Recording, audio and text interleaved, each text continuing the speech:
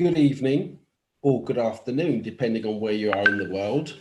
Sisters and brothers, I hope wherever you are, you're safe and well.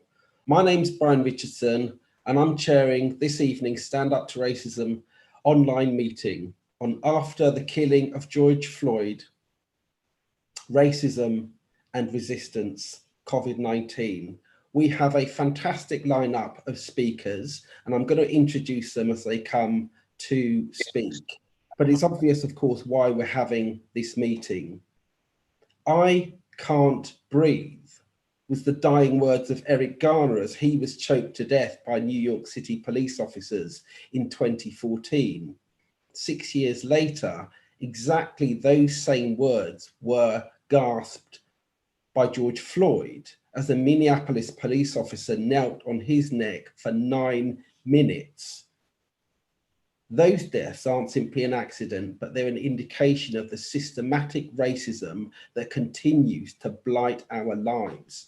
And we're also, of course, living in a pandemic which is seeing disproportionate numbers of people from Black, Asian, and minority ethnic communities falling critically ill and dying.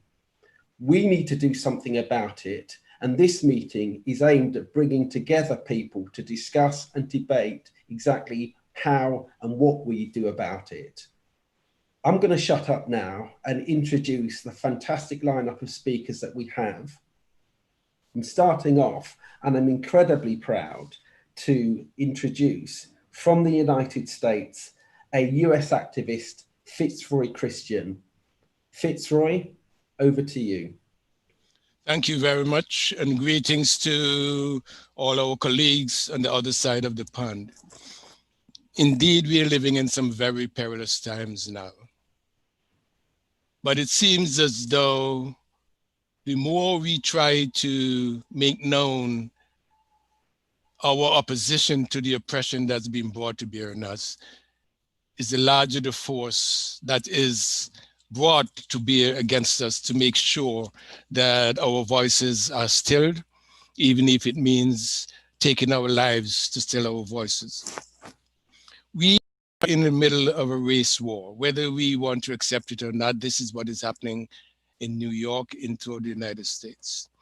And I'll give you briefly some numbers which will bear that out. In 2018, there were 992 people of color who were killed by cops throughout the United States. In 2019, there was 1,004. Through March this year, we are at a pace to have more people of color being killed by the cops in the United States than last year. And this is not an accident. In fact, we can remember that in the United States, the police,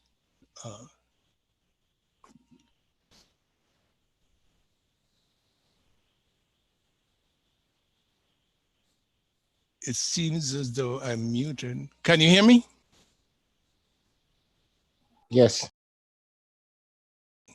There's a message that I was muted, and I don't know whether or not what I said was heard. Yeah, the police in the United States really started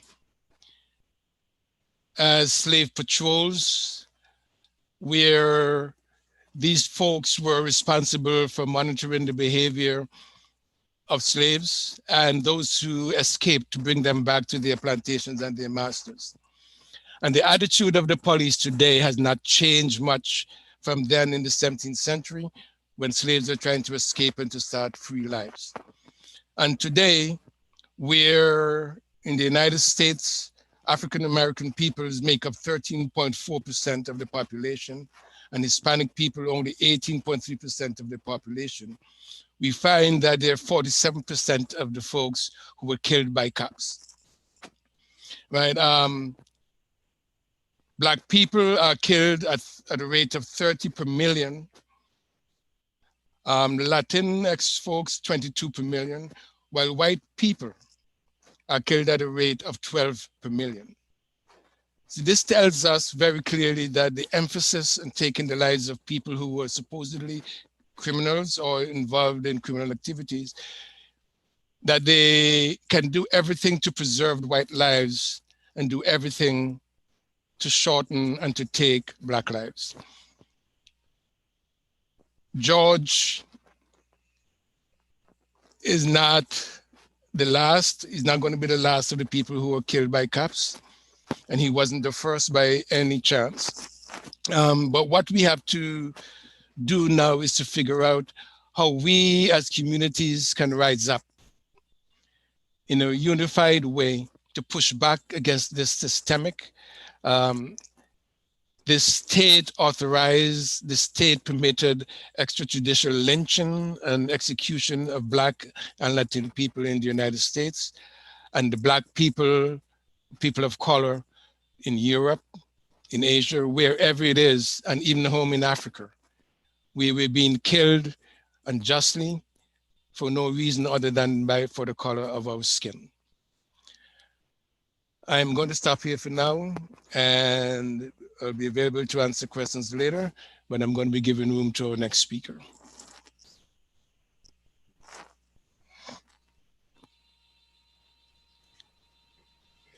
Fitzroy, thank you very much for those thoughts and solidarity from us over here in Britain.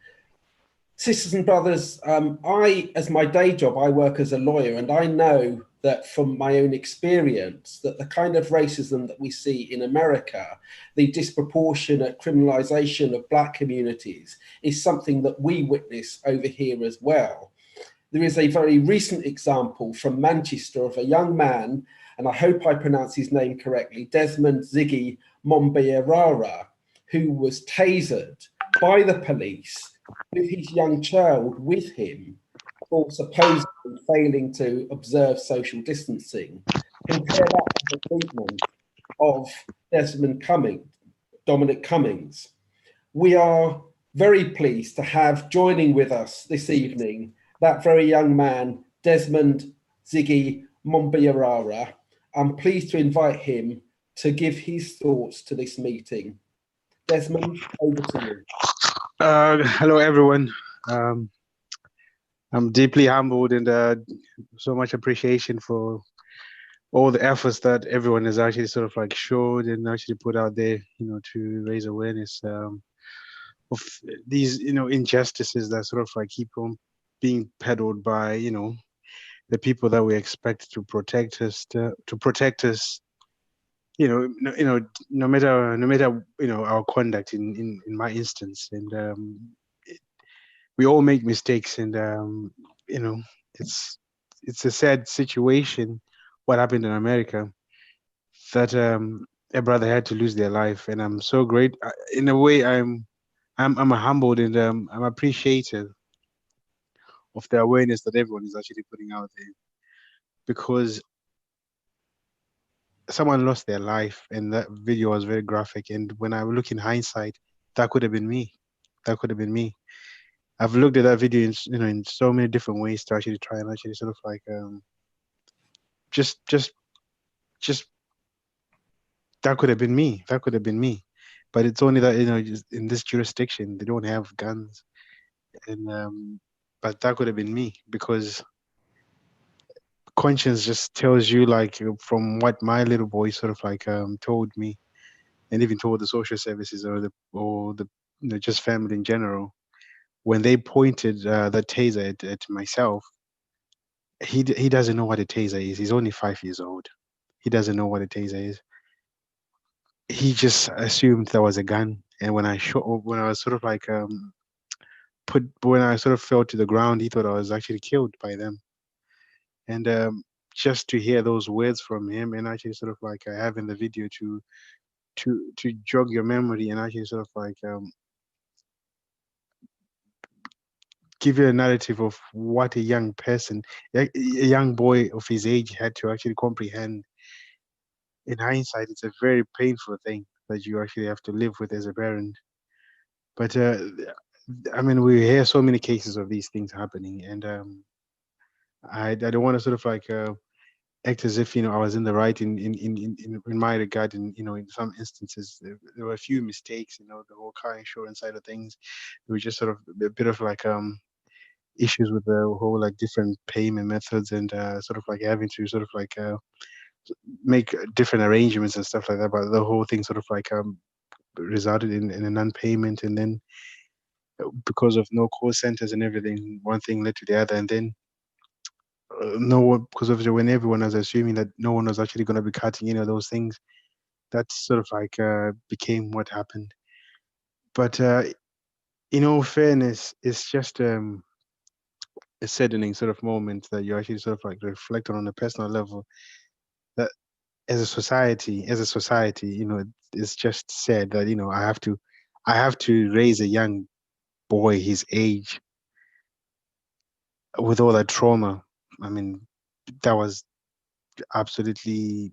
I mean, with what I've just sort of like mentioned about him saying they'd shot me, I have to nurture that trauma from a young boy, of which, we refuse kids to watch, PG sort of. I mean, we have this parental guidance sort of like classification for films, just films in general. But he, he had to witness just egregious sort of like event, where the thudding of myself falling, myself being pointed with a taser, the blood, the continuous tasering when I was on the floor. And even you question, the person who's asking whatever the demands they were asking of me, to actually put my hands behind the back. What they were, if they ever knew what they were doing, because they were asking for a response that I couldn't actually sort of like adhere to. And it's just a sad situation that all of this sort of like could have been actually done in a humane way, because that's the aspect of thing, the aspect of courtesy, the aspect of just dealing with people in a noble, gentleman's way. That's out of the books, because they were asking in my hand, and I'm saying you need to show courtesy to a child, and actually reassure the child and take them to safety. And then I'm not going anyway. I've actually made myself, available to yourself. It's just a matter of just using common sense.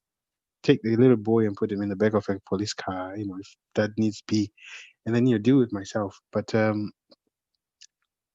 it's just, you try and deal with them, they try and make you out to be a monster, and from there you can't actually sort of like put yourself in a situation of actually having an amicable, it's not even amicable, but it's a sensible conversation with them.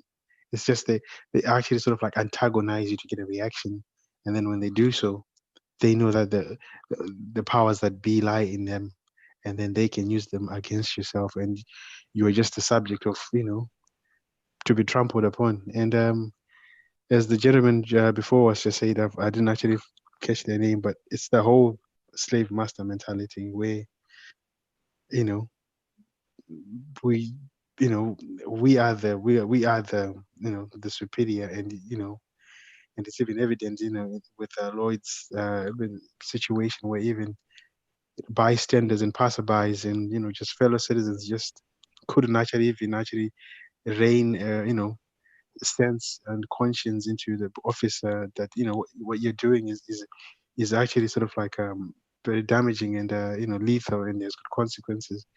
And that didn't go on not only for a few minutes or for seconds. It went on for minutes on minutes and minutes. Okay. And it's just sad that, this is the account that we have to Yeah. sort of be sort of like subdued to as a society and as a community. But yeah, that's my my my suggestion. Thank you. I do actually have another issue, which was more or less like, but I think if I actually am allowed to speak, later about, the bereavement that happened with the little boy's mom, and, those events, how they actually sort of like transpired. It was, if I do have the opportunity, I'll sort of like shed light on of which were, I mean, from the media, if those who have actually seen the press release, there was a coroner's uh, coroner who actually had actually sort of like highlighted that there was gross neglect on the part of on the death of the little boy's mom, and this was at the expense of paramedics, who, after being called to a scene, those tendencies of those tendencies that are hidden, that you know where they are, where they didn't actually attend to her. They actually accused her of faking it, and she ended up dying. And even the post-mortem, where they actually sort of like said she had actually had like a fatty liver, the diagnosis. It's just like, how do you diagnose someone who's died? But it's just one of those things that when you sort of like not in a position to pursue these things, with finances and stuff and the resources, they just use them against you, because at the end of the day, we all know it's just a revolving door. And it's just I didn't actually properly explain the whole death of the mother of my child, but it was it was a very it's still a traumatizing situation. And then you just see the same thing sort of like sort of being exposed to him. In my case, as much as I tried to be compliant, and I wasn't out of character. I wasn't actually too over it. Yeah, I was just marginally, on the marginally sort of like on the Richter scale of the milligrams of alcohol that I had, 36 out of 35, and it's just comes back to the humane side of dealing with things, and the aspect of things is questionable, and that's the whole. Yeah, thank you so much, Ziggy. Thank you so much for that. Those reflections. We now have 800 people who are watching this on Facebook, and another 600 from Twitter, which is absolutely fantastic, especially on a Sunday evening. But please do continue to encourage your friends, your family, your workmates and so on to tune in and to hear these very important messages that we have. And people are sending us comments. So for example, Shanley says, and she says quite rightly, thank you, Desmond, for being so brave and for sharing those thoughts with us. Louise Ray says, solidarity, Ziggy. And in the US, armed far-right thugs marching on Capitol buildings aren't tasered. And Sasha says, you weren't in the wrong, and of course you shouldn't be apologizing. It was the racist police who were trigger happy. I noticed you said, of course, Ziggy, that the police here don't have guns. Well, in fact, many of us will remember that in 2011, the police shot dead Mark Duggan in Tottenham, and it was that atrocity that led to a wave of protests and uprisings across the country. Thank you for that. Please do carry on sharing this with your friends, everyone, and invite more people to come on. I'm going to move on to our next speaker now. And many of us, of course, were hugely disappointed with the outcome of December's general election and the defeat of Jeremy Corbyn. But one of the bright sparks was the election of a long-time sister in struggle, Claudia Webbe in Leicester, and I'm delighted that Claudia has joined us, and I'm delighted to invite Claudia to share some thoughts with us. Over to you, Claudia. Thank you, and thank you for that introduction. I just want to send solidarity, of course, to Desmond and Ziggy. Listening to their stories is so heartbreaking. As a member of Parliament, of course, here in the UK, I have no qualms with saying that we must stand in solidarity with the family, friends and community of George Floyd in Minneapolis. We in the UK cannot ignore yet another death of an unarmed Black man in police custody. The violent killing of George Floyd has brought resistance. The state agencies, of course, are now calling it an urban warfare. And of course, we cannot condone the looting, but we must understand the frustration and rage felt especially at the decades of repeated brutality, history and slavery and state-sanctioned racism.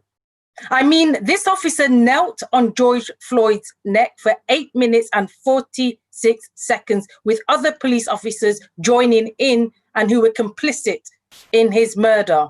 We are talking about not one unarmed Black man's lynching, but we are talking about the death of hundreds and of Black women too, based on centuries of dehumanization, discrimination, and denial of basic civil rights.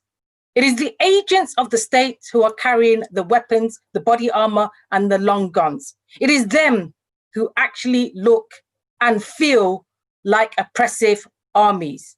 Yet when white nationalists group with their supremacist ideologies protest in public, they have not been met or dispersed with tear gas and rubber bullets. When armed alt-right anti-lockdown protesters, some carrying and chanting white supremacist slogans, you can see the tame treatment they receive when confronted by police, and they weren't confronted by police lobbying tear gas canisters. The discriminatory use of tear gas and rubber bullets is a continuation of the narrative as we've known it for centuries, that racism is predicated on the regulation and control of Black communities. These are not the police who are protecting and serving our communities. What they are doing is annihilating us one by one, just as soldiers do when they are engaging citizens as the enemy and seeking to destroy us. When what they should be doing is joining the protests in the march for justice. The reality is clear as night follows day.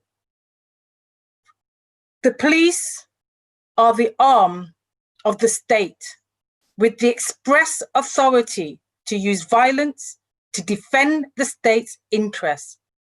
Trump's open racism, just like Johnson's here in the UK, in words and actions have stoked the far right and given cover to racist police violence. You know, there's an organization in the US called Campaign Zero. It's a social justice organization that maps police violence across the US. It found that Minneapolis police killed Black residents at a rate more than 13 times higher than that of white people. A 2019 study found that 1 in 1,000 Black American men and boys can expect to die as a result of police violence over the course of their lives, a risk that's 2.5 times higher than their white peers, and which puts police use of force in the top 10 causes of death for Black men in their mid to late 20s. Imagine that. Just like in the US, the UK has criminalized being Black, from the offenses of walking whilst Black, driving whilst Black, or talking whilst Black. It's been the system for decades. It is crucial that we in the UK do not assume we are immune from the disease of this state-sanctioned racism. Black communities, and in particular Black men, disproportionately suffer from police use of force in the UK. They are overrepresented in the prison population and more likely to be sent to prison than white offenders, and more likely to be caught up in the criminal justice system. The police seem to have difficulty keeping people alive when in custody. We know this. But in particular, when it comes to Black men, they seem to have difficulty in keeping Black men alive. I mean, do they really believe in the myth of the superhuman powers of Black men requiring the overzealous use of force? According to our very own organization Inquest, there have been 1,741 deaths following contact with the police in England and Wales since 1990, with Black communities disproportionately impacted. And I will just end on this. Just like America, the police are able to act with impunity, with very few, if any, police officers brought to justice for the deaths of Black people in custody. The very essence of UK policing relies on policing by consent. The cooperation, building trust and confidence becomes crucial. The moment that is broken and policing becomes militarized, that essence of policing becomes lost. Derek Chauvin, the police officer that brutally murdered Derek Floyd, has already hired lawyers with form in successfully defending uniformed killers. And groundwork is already been opened up to let these killers go free, with the Minnesota prosecutor investigating the case already saying in public that there is other evidence that does not support a criminal charge. This movement, Black Lives Matter, which rose after the murders of Trayvon Martin, Michael Brown, and Eric Garner in 2014, and which is alive in the streets of Minneapolis today and across the world, should never be allowed to die. Because history has shown us the organized peaceful resistance can be a force for change. So together in unity, they deserve our full support. Thank you for organizing this tremendous event. We need to continue to remain united and understand we are internationalists and we have to remain stalwart in our fight for justice. Thank you. Thank you for those incredibly powerful words, Claudia. I've had a whole stream of messages saying how incredibly powerful, how incredibly important those words were, sister. So thank you for that. And of course, one of the people who died at the hands of the police in this country was Christopher Alder. Christopher was somebody who served in the British Army. He was, as I understand, a Falklands War veteran, but he died at the hands of the police in Hull back in 1998. That is how long we have been living with these atrocities. Indeed, we can go back many decades. David Oluwale, Joy Gardner, Cynthia Jarrett, Cherry Gross, to name just a few. We are privileged to have with us Janet Alder, the sister of Christopher, who ever since 1998 has campaigned for justice. She is, I have no hesitation in saying this, Janet is one of the people who is a hero of mine, and it is a privilege to have you with us. And so, Janet, please share some thoughts with us. Thank you. Yeah, I'd like to say to everybody, I stand in solidarity with America. I stand in solidarity with all the Black ethnic minorities in this country and abroad and all over Europe at this particular time. Yeah, there's a fear that those in the Western world are just a little bit too well, both Black, white, Asian people, and mixing just a little bit too well. I read that in America by 2050, whites have a fear of being a minority. I don't believe what is going on now is by accident. This is going to be a very, very terrible time for Black people all over Europe and in America. People are killed by the police in this country, just like America, and there's absolutely no justice. There's absolutely nothing in place to hold the police to account. That is not by accident. That is because the police protect the state. When you have your loved one killed, you've got absolutely nobody within the state to go to protect you. We deal with the coroner, who is employed by the state. We deal with the independent support, so-called independent investigators employed by the state. And this is why time and time again, police officers are able to literally kill us, display racism, outright racism, like in Christopher's case, making monkey and chimpanzee noises, and nobody does anything about it because they do not see Black people or ethnic minorities of any use. One could suggest that we are the virus.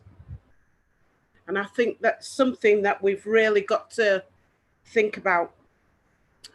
They infiltrate when you're protesting, they infiltrate campaigns. We know that already. In this case, I've seen evidence of what you would call agent provocateurs smashing windows to break down the narrative. They always like to narrative over and basically negatively stereotype the person that has been killed by the police. They use excuses like pre-existing conditions, which are used time and time and time again. They use excuses like the police feared for their life, knowing full well that they're allowed to just walk away if they fear or their colleagues' lives are in threat. I do not believe at this present moment in time that these deaths are anything but designed. Whoa. Even the charges that they charged this police officer with, third-degree murder. I think people should read up for themselves third-degree murder. I think people should read up themselves just to see the fear that's in Europe and US at the moment of the decline of the white population. I can't help but believe that we are under attack. Black people and Asian people are under attack. We need to unite everybody because they might start with the Black and Asian people and whatsoever, but then it'll become us all. Track and tracing.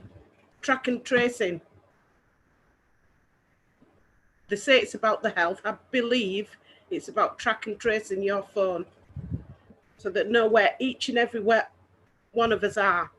6 people can go outside because you can't have too many people together when they're track and tracing.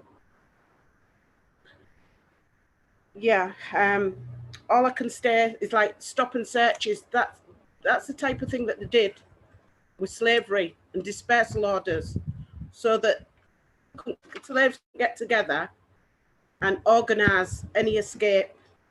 Time's dangerous, but we do need to unite.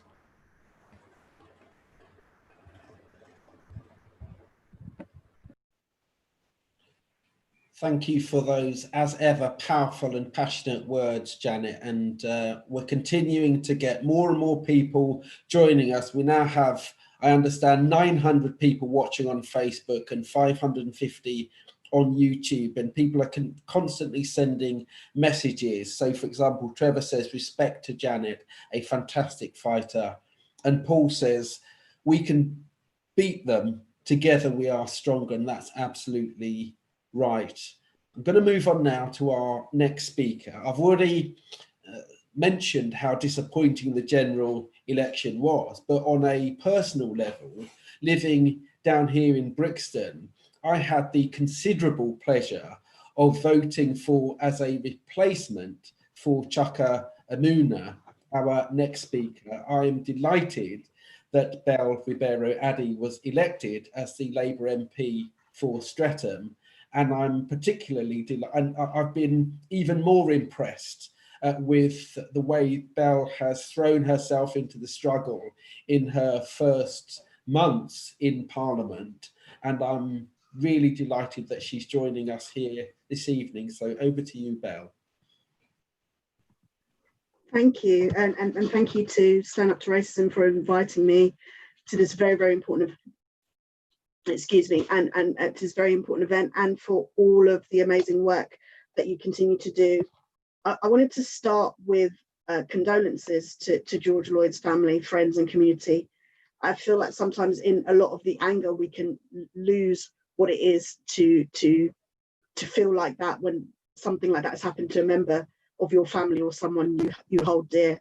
And I don't think we take stock enough of what it is to see those horrible images now more and more flashing up on our screens, and seeing what horrible things can happen to people just going about their daily lives, happen to Black people. Now, racism doesn't have to happen to you directly for you to feel its deep impact. So, you know, I continue to show solidarity to everybody who is out protesting in the US and the UK and around the world, and solidarity to Desmond, Janet and Ziggy for all they're doing. And I heard somewhere recently that, you know, racism continues to live on. It's larger than life. The only difference is now that people are filming it. And that is absolutely true. Nothing has changed. And that's why I'm proud to be able to stand with our comrades across the world who feel this anger and hurt at the death of George Floyd and what it has brought up. And yet again, we see another Black man's last words at the hands of the police, including "I can't breathe." We need to be absolutely clear about the system of oppression that has led us to where we are, a system of oppression and brutality that exists until today, state-sanctioned racism. And we need to be clear and in our campaigns about how we go about challenging it. We also need not to be fooled into thinking that these are isolated incidents. You know, not everybody that something like this happens to finds themselves in the news, finds somebody holding a protest about them, you know, gets a lot of attention on social media, but please believe people are dying in this way. And, you know, we need to be clear that when people try to shift the focus onto individuals, that we need to be looking at systemic racism. We need to challenge institutional racism. We need to challenge every single power structure that allows this to continue. And as internationalists, I'm of course proud when I see us coming out in support for our sisters and brothers in the US. And, you know, today I see all people of all colors out on the streets protesting. That I do have to say that it's very, very important that we look at what's happening in the UK. Yes, absolutely. We need to be protesting about what's happening when this happens anywhere in the world. But I wish I had seen, you know, those numbers come out for people like Ricky Real, Smiley Culture, Jimmy Mabenga, and others. And, you know, we did see people come out for Mark Duggan, but even then, not in these numbers. We need to support the international struggle, but we also need to support our brothers and sisters at home. Now, we heard from Ziggy earlier about being tasered by the police and how much more worrying it would be if the police carried guns. And, you know, here in London, you know, despite the fact that it may not be guns, Black people are 4 times more likely to be tasered than white people, and also 4 times more likely to use restraint on them. And we can see with the coronavirus happening at the moment, again, across the globe, we are finding that Black people are more and more likely to have, you know, these coronavirus rules enforced upon them more strictly than white people. And yes, through this time, we are seeing that in the US and in the UK, you know, BAME people are more likely to die from the coronavirus. And we can see already how that is not being challenged. That is all part and parcel of the systemic racism that we need to challenge. So we are not immune here. We have an overwhelming number of BAME people that die in police custody, as you've already heard. And just as yet, not a single police officer has been prosecuted for the death of a BAME person in custody. And when it comes to justice, I can see that there is always some sort of excuse, always something to explain away the brutality. Now, I've already heard commentators attempting to explain, you know, pre-existing conditions, and actually even quite amazingly attempt to explain that having a knee in George Floyd's neck may not have really contributed to his death. There's always an excuse. I mean, even for Mark Duggan, where he was shot and he was clearly unarmed, there was a reasoning given in the courts that made this a lawful killing. We have to be vigilant. And, you know, they continue to say that there are problems in our community. And as you've heard already, you can't police a community without its consent and without its support. And instead of, again, looking at those issues of oppression, those issues of systemic racism, the reason why we have some of the issues that we have, we continue to be oppressed and held down in this way and viewed as a problem rather than being part of our own solution. Now, it's been amazing to see the force of people coming out today, and you know, the fact that people are using social media in a way that they haven't before, which has definitely helped us during this time of the coronavirus and the difficulties in which we've had, particularly in a situation where BAME people are up to 4 times more likely to die from the coronavirus, so should be a lot more careful when they're going out and doing things like protesting. It's very, very important. But I would say, as this continues to rage on, the days of armchair liberalism or quiet black solidarity absolutely needs to end. Now, there's a quote that I've seen flying around on social media a lot more often than these past couple of days, and it's that in a racist society, it's not enough to be non-racist, we have to be anti-racist, and that's Angela Davis. And this I see as a rallying cry. If you are not here to help us fight this issue, that the rising levels of racism, the rising levels of brutality, then you are part of the problem. So I'm calling on everybody, black and white, to join us in this fight and to see it end in this oppression and brutality. Thank you. Thank you very much for those words, Belle. I'll definitely be voting for you again. And as you can see over my shoulder, Angela Davis is one of my great heroes as well.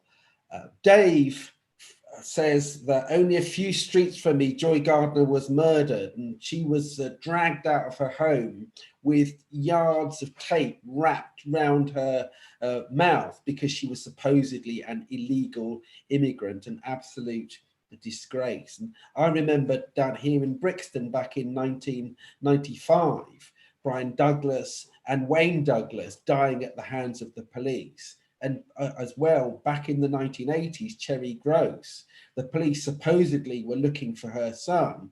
They paralyzed Cherry Gross. She survived for many years after that, but died ultimately, it's believed, because of the injuries that she suffered way back then at the hands of the police. So yes, of course, we stand in solidarity with our sisters and brothers in the United States, but we remember those who have died in this country as well. But we also, of course, must fight for the living and for the future of all of our children. Thank you everyone who's continuing to join us, continuing to post messages of support and solidarity. I'm gonna hand over now to our next speaker, and it's somebody who many of you know, a brother in arms, someone who I've known for 30 years, who's always been a leader in the struggle. He's the co-convenor of Stand Up to Racism. Thank you very much, and solidarity and condolences to the family of George Floyd for the terrible murder that he said. Racism is a pre-existing condition in our society. It is the reason why why I believe there's the murder of George Floyd took place, Eric Garner, and I think we have to be clear that when people say there's an explanation for it, we stand in solidarity with the people that resist what's taken place. He was killed for $10. Compare what's happening in this country. Mr. Cummins can drive 260 miles and say it's for his eyesight. Nothing happens, yet a young black man is tasered in Manchester for doing less in front of his child, and they say that it's normal. Don't tell me there's one law for us and there's one law for us. This is the funeral for Michael Brown, where I was invited to speak to the family who died in August 2014 at Ferguson, where they told us that this would not happen. This would not happen again. And I think we face two R's. We face the racism now. We also face the question of what's happening with COVID. In the United States, we have a president who's willfully allowed the deaths of black people. Over 100,000 people have died, 30,000 people of color. We have to understand we face two battles. We face the racism in which somebody puts a knee on your neck for 9 minutes with the rest of the people that have died. In America, 1,000 people die a year at the hands of black people die at the hands of the police. The rate of about 5 a day or 3 a day sometimes. We have to be clear to resist that. We also have to be clear to understand that what's happening now under the pandemic, which has killed thousands and thousands of black people, that's also at the hands of the same system that allows that to take place. There was no PPE for frontline workers. There was no idea about keeping people safe. There was herd immunity. They don't care if we die in thousands. They let their police kill people. I remember Rashan Charles being killed. I remember Roger Sylvester. I think there's a connection between the way that the people behave towards people. People talk about people resisting. The reason that Martin Luther King said rights are the voices of the oppressed. And we have to give people a voice about what they can do to resist here. We've called for a public inquiry and we want to do that. I'm proud that on this call, we have Black women that are leading the movement. Claudia, Belle, and I'm really glad that Diane Abbott has always stood up for us. We have to stand with the teachers that say that they don't want to see the end of lockdown so that more Black children are not happy with people dying in their homes. They want Black children to take the pain and suffering of losing a parent. And I think that people like Boris Johnson, who call people Black pickaninnies, and Watermelon, who stand shoulder to shoulder with Boris Johnson, when we look at people like Trump, who says we should inject ourselves with bleach, sometimes you'd like to offer that service to him personally if he needs help with it, or he takes drugs that he says can solve it. Keep taking them, President Trump. You might help us, because I believe that these weasel words about when the looting starts, the shooting starts, was a call to arms for police to murder Black people. So we should be clear very much that the people that are in control and power of our society are hostile to us. But we live in a multiracial society. It is true the outrage is felt everywhere. And we have to understand that they use racism, they use racism, as Frederick Douglass said, to divide each, to conquer both, to break us both. But he also said this: power concedes nothing without a struggle. That's the reason why we've called a day of action on Wednesday, to celebrate the life of Floyd. And we're calling for people to come out and to have socially distanced demonstrations, to put up a poster, but do something. Put your fist in the air and make sure that we show solidarity with those people that are resisting. We have to combine the struggles and bring them together. We have to give them guidance. I think the lesson that we have to remember from the struggles that have taken place in the past is that we will not keep quiet. We will not allow people to die. We remember all the names of those people that have been lost.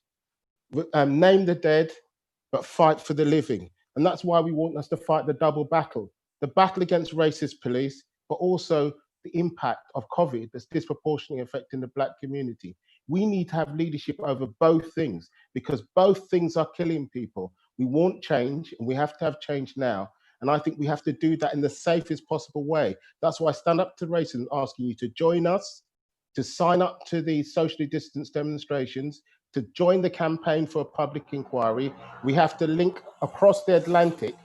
There's a Black Atlantic. We need to link between the two, not for the slavery triangle, where money for tobacco, sugar, and the millions has gone from both ways, where they rob people of their lives, either by slavery or by killing them. But we have to stand together in unity to oppose the racism of the police, but also oppose the impact of COVID. To come out on Wednesday, stand on the street, and make sure they don't force you to go back to work so that you die quietly inside your bed while they deny people the basic services they need. I'll stop there. Solidarity. Thanks very much, Weyman. And just to repeat that Stand Up to Racism is calling a day of action, a solidarity day of action. And we'll be calling for people to come out at 6 p.m. on Wednesday, socially distanced displays of solidarity with George Floyd and the Black Lives Matter activists in the United States. We are continuing to have people tuning in. We've now got, last I was told, we had 1,900 people watching. I'm sure we've got more than that now, and the messages are continuing to come in. Tony says Trump is poison. Well said, Weyman. Kyla said, I agree 100%. If you're not part of the solution, you're part of the problem. And Jeff says, great quote, Weyman, power concedes nothing without resistance. I think that's a direct quote from the great anti-slavery activist Frederick Douglass. I'm going to now hand over to our next speaker. Again, somebody who many of you will know. He's a brilliant activist in the National Education Union, one of the people who's fighting against the premature end to the lockdown and the devastation that that will cause to our teachers, support staff, and to our children. So I'm delighted to hand over now to Daniel Kebede. Thank you, Brian. thank you very much, Stand Up to Racism, for organising this, and solidarity actually to Ziggy and Janet, particularly, and all the other speakers. Firstly, I'd like to just send our love and solidarity from the National Education Union to the family and friends of George Floyd. Our love and solidarity from the National Education Union to the community of Minneapolis, but also our love and solidarity to everyone who has been protesting against this injustice, whether it's been protesting in the UK, in the USA, or anywhere in the world. Quite simply, enough is enough. Now, I've not watched the video. I don't want to see it. I don't want to hear the commentary from the billionaire press. These things are too traumatic. But I've been engaging in a lot of what Black activists have been saying, and I'm sure we can all understand the pain and the grief and the anger that those in Minneapolis are feeling. Public lynching occurred. But when we hear about these atrocities that happen in the USA, we have people saying Black Lives Matter is just a USA thing, that racism or police racism in the UK isn't as bad, and we should be grateful for that. Just like we can take some comfort in that parallel. But we've got a Prime Minister right now who believes Black people are pickaninnies with watermelon smiles, and I don't believe for 1 second that he thinks Black people in the UK should be treated any better than Black people are being treated in America. No way. And the last time I checked, Christopher Alder, he still does not have justice. Azelle Rodney does still not have justice. Olaseni Lewis still does not have justice. Rashan Charles, Edson DaCosta, Darren Cumberbatch, they still don't have justice. Mark Duggan still doesn't have justice. The list does not start or end there by any means, but do everyone a favor, only utter the words Black Lives Matter if you believe that we must oppose racism, police racism, and police brutality in the UK too. It's not just enough, I don't think, actually, to say Black Lives Matter in those instances in opposing police racism. Black Lives Matter, I think, actually, when outsourced workers are fighting for a proper contract. Black Lives Matter when our brothers and sisters on poverty pay are fighting for a pay rise. Black Lives Matter in our schools, our children more likely to be excluded, our educators more likely to be left behind in terms of promotion. And let's be clear that right now we do have a virus ripping through society that is suffocating people to death, and that is killing Black people at the rate of 4 times than our white counterparts. And we know it's nothing to do with vitamin D or genetics. This is 19th century pseudoscience that belongs in the dustbin of history. It is everything to do with racism, inequality. Our people more likely to be in precarious work, so unable to take part in a lockdown. Our people more likely to be living in overcrowded housing or in poverty, which leads to those underlying conditions that COVID-19 thrives on. COVID-19 has killed tens of thousands of Black people in the UK. 60% of all health workers killed by COVID-19 have been coming from a Black background. So we mustn't be going around saying Black Lives Matter if you've been encouraging the opening of schools tomorrow. Our union's been very clear that the government must follow the science and delay the opening of schools. We've campaigned very hard on this issue and been successful in many areas. Many areas there won't be a wider opening despite this reckless instruction from government. However, our schools will continue to be a battleground over COVID-19 policy. So please just keep supporting your teachers, your teaching assistants, and your schools. And let's continue to press the case that there should only be a wider opening when it is absolutely safe to do so. I'm going to finish, actually, and I want to just finish by saying this. There is going to be an economic crisis arise from this COVID-19 pandemic. We are already seeing the beginnings of it. You know, the excessive levels of unemployment, and those in power will ramp up the racism. They will ramp up state repression and continue to press for scapegoats to hide for their failings. And the only thing that will defeat them is our solidarity. The only thing that can defeat racism, that can defeat police brutality, whether it's in the UK or the USA, is unity across borders. So let's continue to stand up to racism together. No justice, no peace. Thank you very much, Brian. Thank you, Daniel, and solidarity with teachers and everyone fighting against the premature end to the lockdown. Of course, if this was a physical meeting, we'd be able to do the call and response thing. It doesn't quite work as well online, but the messages are coming through, people saying, speak it, brother, and so on. So thank you for that. The messages are continuing to come in. Well said, Daniel, says Nadia, and Leslie says, yes, it's inequality that's spreading COVID-19. Dominic says, yes, if it's genetic, why do we not see higher levels of infection in Africa? And Sonia says, we have to fight this stinking.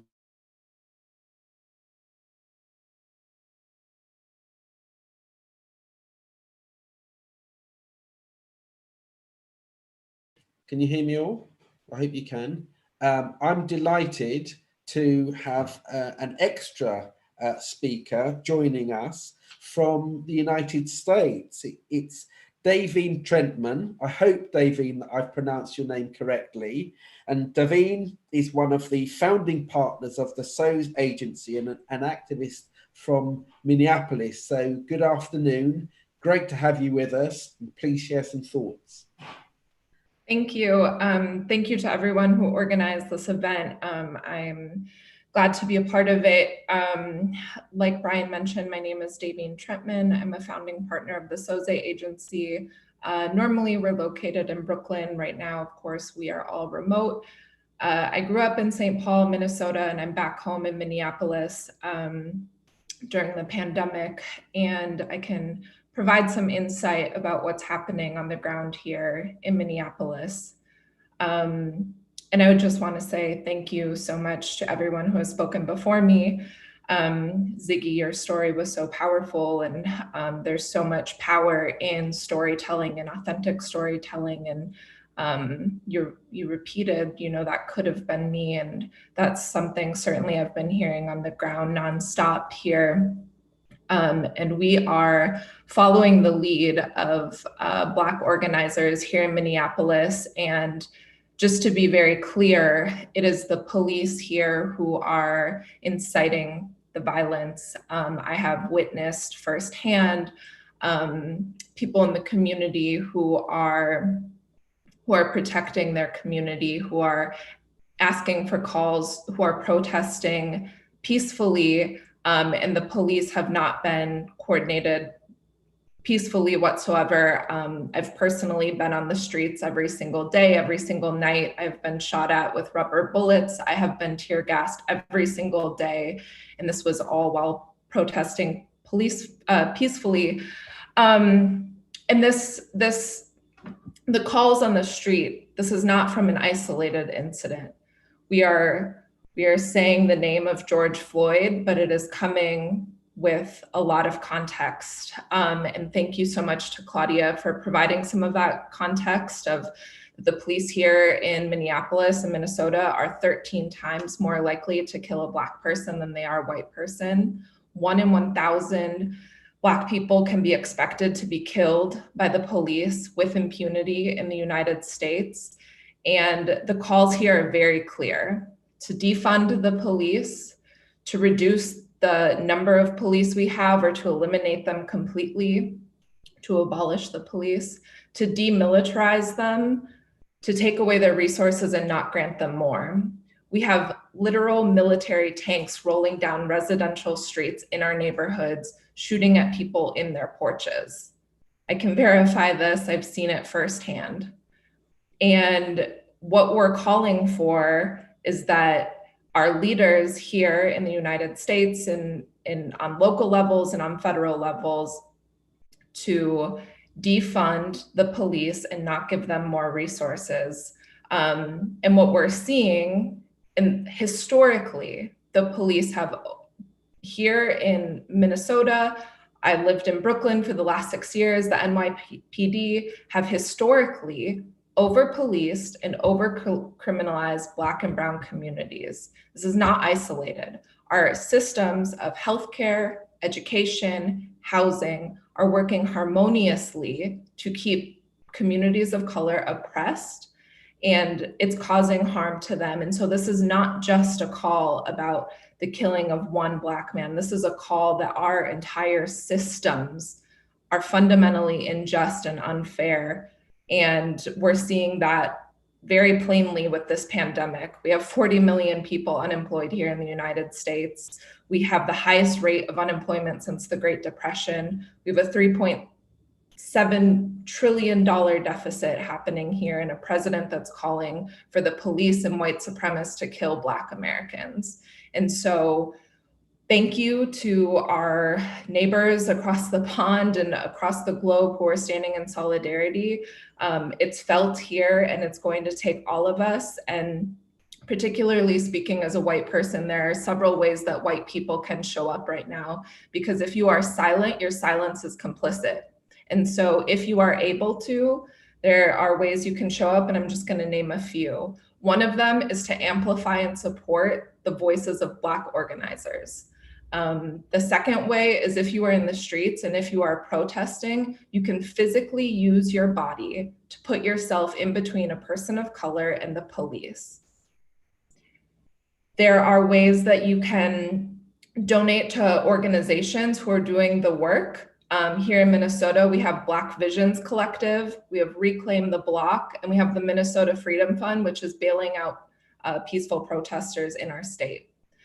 Other ways that you can show up are stopping other white people from causing any property damage or harm in prominently communities of color. What we know for sure is that people of color are not destroying their own communities. They are setting up hot food stations, supplies for people who need it, and taking care of children as if they are their own. We know that communities can care for themselves without the police, and that's happening now. And so we need to make sure that we hold other white people accountable from stopping any violence happening in those communities. And we need to have the conversations amongst ourselves. We need to check other white people when there is anything that is said, spoken about, or happening that does not support this movement, to ensure that we end violence, state-sanctioned violence with impunity here happening, and police brutality. So thank you all for letting me join, and thank you to everyone who continues their work. I will be fighting alongside you. Thank you for joining us, Davine, and it's great to know that our solidarity is felt. Those words were practical, powerful, and incredibly passionate. It's great to have had you with us. I am now going to pass on to our final speaker, someone who will, I'm sure, be known to everybody for decades. She has stood alongside just a handful of people in Parliament, really, in the fight against racism, but she has never wavered. We are incredibly proud that she's the president of Stand Up to Racism. I give you Diane Abbott MP. Thank you very much for inviting me to speak at this important meeting. You've had some great speeches, and I don't have that much to add. I'm here in solidarity with George Floyd and his bereaved family, friends, and community. And I'm here in solidarity with my colleagues in Parliament, Belle Ribeiro-Addy, Member of Parliament for Streatham, and Claudia Webbe, the Member of Parliament for Leicester East. We've all seen the scenes of protest across America because of the savage death of George Floyd. And the tragic thing is, we could have seen those sorts of protests at any time in decades past, because we can talk about Black Lives Matter, but for some elements, certainly in the American police force, in the American state, Black lives continue not to matter. As the mayor of Minneapolis said a few days ago, being a Black man in America should not be a death sentence. But the case of George Floyd seems to countermand that. But the thing I want to stress, first of all, is nobody need imagine that this couldn't happen here. All of the elements that have made the situation in the United States so combustible exist in the UK. A police force where too many of them are accustomed to use disproportionate levels of violence on people of colour. We've heard of the use of tasers on Desmond, Ziggy, Mombeyarara. But all the records show that Black and minority ethnic people, including people of Muslim heritage, are more likely to be stopped and searched and more likely to have a disproportionate use of force. We know that tasers are used more often on Black people. We know that we're disproportionately represented in the prison system. And we know that this issue of the relationship between the state and the Black community has been an issue for decades. Just as in America, we've seen the appalling death toll from COVID. And just as in America, we have a leader, Boris Johnson, who the kindest thing you can say is that he is less than sensitive in the way he talks about race issues. So the COVID death toll, the very high, even higher levels of unemployment we're about to see as a result of COVID, the intensification of austerity we're about to see, and of course the history of police disproportionate use of force, they are what has made the situation in America combustible, and that is what will make the situation here in the UK combustible. And Donald Trump's role in all this has been terrible. I cannot think of a previous US president, whether Republican or Democrat, who would have played to anti-Black feeling as crudely as Donald Trump has done. I was reading just this afternoon about the brother of George Floyd, who said how dismissive Donald Trump was when he spoke to him in the last day or so.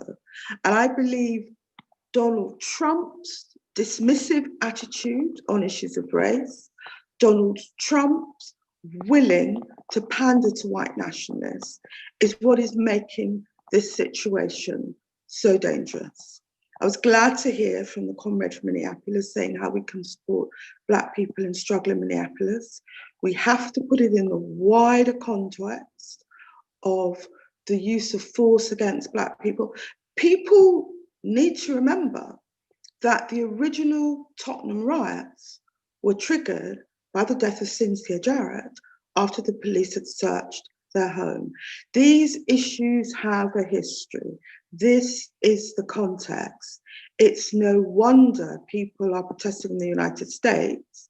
We in Britain must support the bereaved family, the friends, the community, and we must continue to campaign on these issues because no justice, no peace. Thank you very much for allowing me to speak. And thank you, Diane, for speaking brilliantly as ever. And thank you to everybody. Thank you firstly to all of the people who have spoken in this Zoom meeting. And thank you to everyone, all of you who have tuned in. We had over 940 people watching on Facebook and over 640 people watching on YouTube. That's a fantastic attendance on a Sunday afternoon and evening. I'm going to let you go away and enjoy the rest of your Sunday now. But before I do, just want to indulge you for a couple of minutes, because of course, we don't want to just talk the talk. Stand Up to Racism is about walking the walk, socially appropriately, of course. And so there are things that we're asking you all to go back to your homes and your communities and doing. Firstly, as Weyman indicated, we want to call for solidarity with George Floyd and the Black Lives Matter protesters in the United States. And therefore, we are calling for a day of action this Wednesday at 6 p.m, where we want people to come out of your homes and display a placard, poster, something that you've prepared, showing your solidarity with George Floyd, making sure that we do things in a responsible and respectable way. So look out for further information about that and Stand Up to Racism's website. But also, of course, with the COVID-19 pandemic, we are demanding an independent public inquiry into the disproportionate deaths of Black, Asian and minority ethnic people, something, a demand that Diane has been leading. So we want you all to sign up to the statement that Stand Up to Racism has produced. You can find details of that on the Stand Up to Racism website. But we also, we want this issue to be debated in Parliament. Diane is leading the demand for a debate in Parliament about these issues. And therefore, there is an early day motion that is being laid down. Diane is leading that. We want you to write to your MPs and build a groundswell of support demanding that debate take place. So with that, I'm going to send you off back into your homes. So just those three things, remember. Day of action, 6 p.m. on Wednesday. Demand for the independent public inquiry. So sign up and circulate it to your friends. Of course, support the teachers and everyone in the education sector and all of our key workers who are saying no premature end to the lockdown. And with that, thank you everyone for tuning in. Good night.